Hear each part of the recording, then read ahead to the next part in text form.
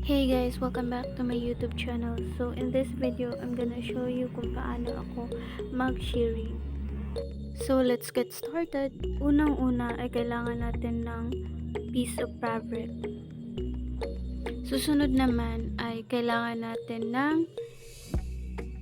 tape measure. Kailangan din natin ng Tailor's chalk and also a ruler. So yung ating measure ng ating shearing ay 1/2. Sa taas, kailangan mong lagyan ng allowance. So, depende yan sa ano guys. So, kailangan mo din na hanapin yung right side.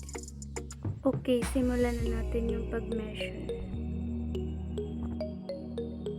Hanggang sa makarating ka sa bottom edge.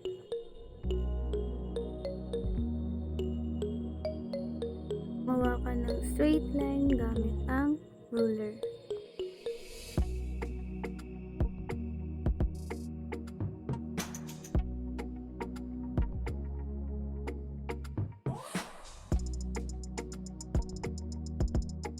Dahil gamit ko ay brother sewing machine, kaya kailangan natin tanggalin yung kanyang mga bolt. Nito kasi yung process ng pag-shearing gamit yung brother sewing machine. So tatanggalin lang natin to and open mo lang siya ganyan. So sa una, mahirap talagang mag-shearing, pero pag nasanay ka na, alam mo na yung gagawin mo, kaya makukuha mo na agad. So ayan guys, nakuha ko na. So sa akin guys is wala na siyang green, but sa other sewing machine na hindi nyo pa gamit yung pag-shearing ay may bolt siya na may green siya, kaya yun yung i-adjust natin. So gamit ko itong aking pusher. Wala kasi akong ano guys. So ayan, in-adjust ko lang siya, i-tighten up mo. So ayan. So ibalik lang natin lahat guys pag natapos na.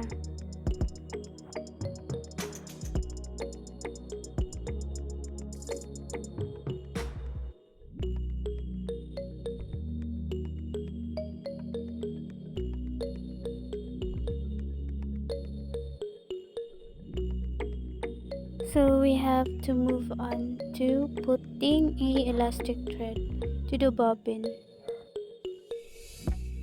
So dito na part is kailangan mong magmano-mano na ilagay yung elastic thread sa bobbin.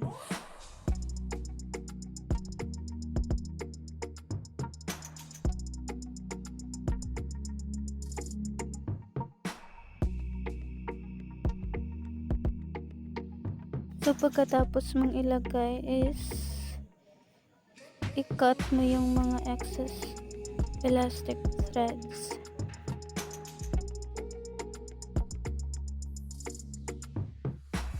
Para makuha natin yung shearing part, kailangan natin i-adjust sa regular stitch tsaka sa number 2, or pwede na rin yung 1, but I prefer to use it number 2, and then sa tension niya is kailangan na mas malaki.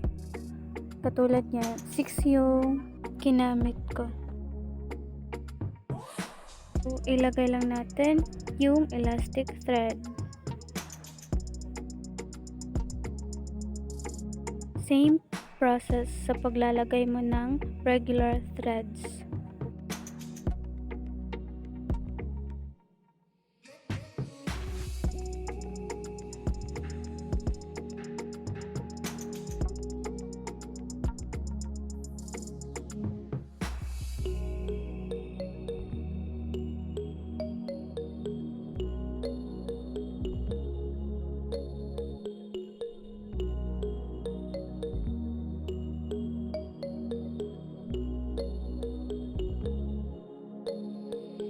So ayan guys, kailangan mo lang siyang i-lock.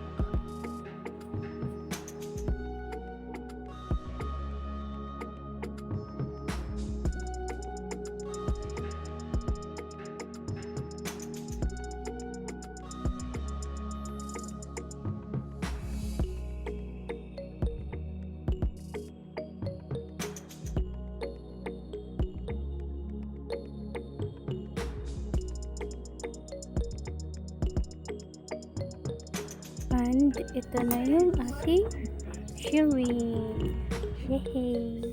So ayan guys, tapos na, and if you haven't subscribed yet to my YouTube channel, please subscribe, like, share this video, and please turn on the notification bell down below so that you didn't miss out on the next one that I post, and hope to see you on my next one. Bye guys!